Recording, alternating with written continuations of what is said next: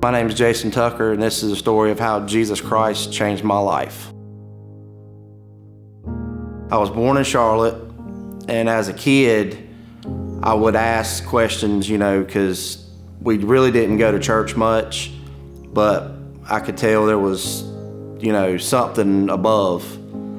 So one day I remember asking my dad what God looked like, and he said that we couldn't see him because he was a spirit. And so I didn't really understand that, but I didn't question it because my dad told me. We didn't really go to church much. So as a teenager, getting into music and playing guitar and all that and listening to all the rock bands and heavy metal bands, I kind of started getting that rebellious spirit, just not thinking about God or anything, what He'd done in my life at that point.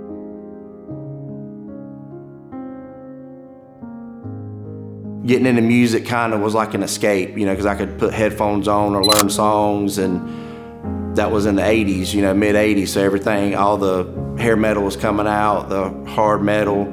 I was getting into it and not really paying attention much in school. Come home, do homework real quick, play guitar, and on weekends just get on a dirt bike and go ripping through the woods, not paying attention to anything, not knowing that now I look back on it, there was something watching, somebody watching. As I got out of high school, I met Jennifer, my wife, and we started dating, and she's always been a believer.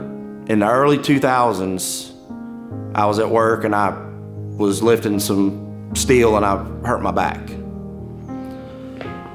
And this guy that I work with was like, hey, you want something to help? And I said, sure, and he gave me some pills, and I took them and just really fell in love with the way it made me feel. It gave me that, warm, fuzzy feeling, and that was what started down a long path of, I call it now, drug addiction.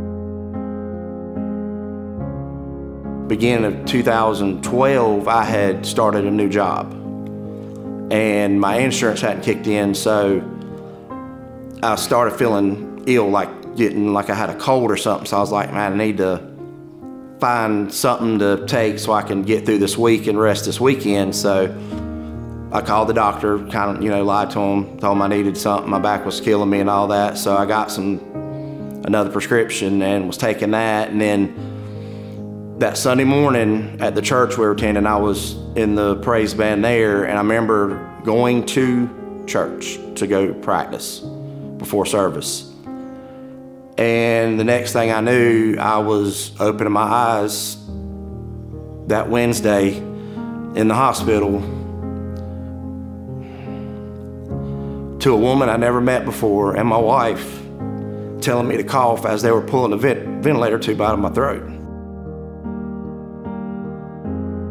God kind of knocked me down and said, look what you're doing, look around you and all that, because I wasn't thinking anything, because it was all prescription, it wasn't I was going to seeking it on the corner somewhere. That was my telling myself it was okay. Finally just getting fed up and wanting to do the right thing, we started looking for other churches. At the beginning of 2021, I went to a men's conference and heard a few pastors in the local area, and one of them, stuck out to me. That was the first time I had ever decided to do something that was drastic to me, to go to a men's conference at a church, And so I heard him speak and went home and told Jennifer, I was like, hey, I said, this pastor, I said, he's awesome. I said, if he ever starts a church, we're there.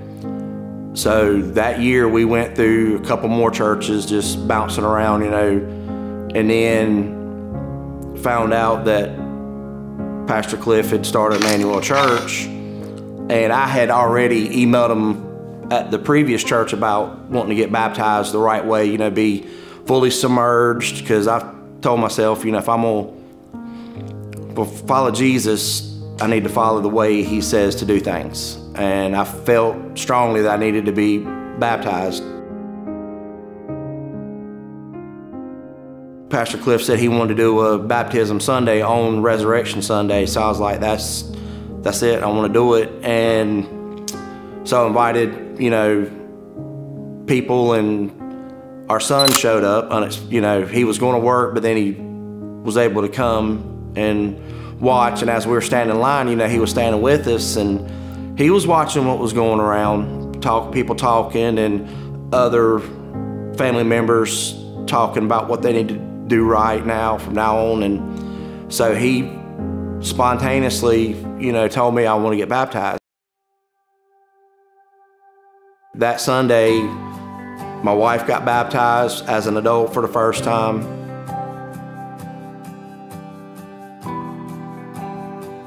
Our daughter was baptized for the first time.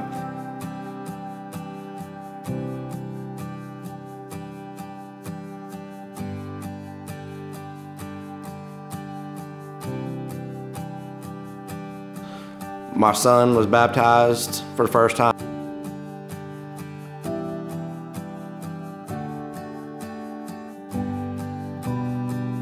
And I did a rededication because I had actually gotten sprinkled in 2009, and just all the stuff that's happened in my life from 2009 to 2022, just I wanted to wash that away and just, you know, keep looking forward. If you don't know him, he's there, he's waiting, he's got his arms open, and he's just waiting on you to show up and just lay it all down at his feet, and he'll pick you up and show you the way. It's not an easy road, I can tell you that now. I've been down it, it's bumpy. Sometimes there's dead ends, U-turns, you know, detours, but it's a better road than what you think you need.